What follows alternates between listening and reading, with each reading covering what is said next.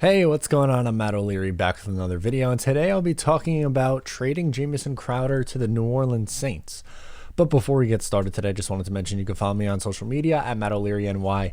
If you haven't already, please check out the Just Jets podcast, and by now you should know what you have to do in order to win the giveaway. All right, so why the New York Jets should be interested in trading Jamison Crowder? Now, I like Crowder. I think he's a really good slot receiver, but when you have an opportunity to gain an asset back for a player that you are absolutely going to lose after this season and open up a spot for your young receiver and Elijah Moore to play, I think you should highly consider it, which is exactly the situation the New York Jets are in right now. So let me explain. The New Orleans Saints have Michael Thomas, who just had surgery in June.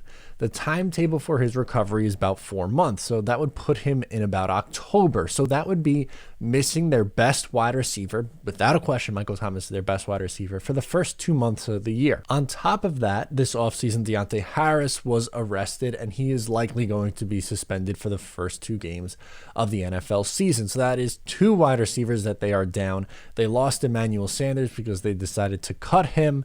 They brought in Chris Hogan, who was going to be playing lacrosse and only played a couple of games for the New York Jets last year in a putrid offense, and he didn't really look like the player that he once was, at this point, 5 years ago, if not longer? Their best wide receiver is Traquan Smith, who is extremely inconsistent, had 448 yards and 4 touchdowns last year. Some other receivers on the roster, Marquez Callaway, 213 yards and 21 catches last year. He was the undrafted free agent, a 7th rounder this year, and Kawan Baker. There really aren't that deep at the position.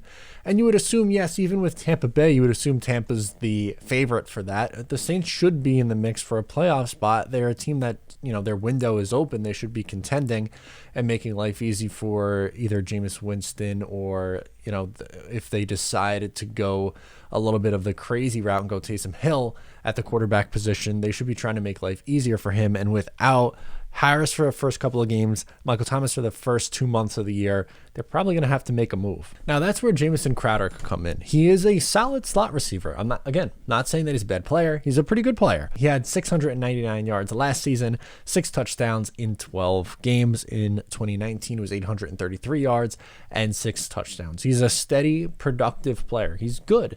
And the Jets could get something back for him because, as I mentioned at the top, they aren't going to re-sign him after this year.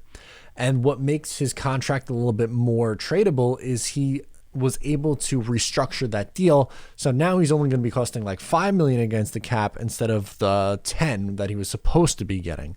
And if you're able to get, let's call it a 3rd round pick, because I think that's probably what you're getting for if you're going to trade Jamison Crowder, then that would mean going into next year, the Jets would have so many assets in the draft that they would be able to use. And again, you don't necessarily have to use each one of those picks on a player in the NFL draft. You can make trades in the offseason, but that would give you 2 firsts, 2 seconds, 2 thirds. You'd already have 1 fourth. You'd have 2 fifths and 3 sixth round picks. So that would be really a lot of draft capital to do some damage with. And again, you can make trades in the offseason or package picks in order to move up or do a bunch of creative things. Like that's what they did last year with Elijah Vera Tucker. They saw a player that they really wanted and they gave up the assets later in the draft to move up and get that player. And then, as I mentioned at the top of the video, Elijah Moore would be moved into a starting role. And I am ready for that. I think he is someone who could have an impact in year 1. That's how productive he is. He had a really productive OTA.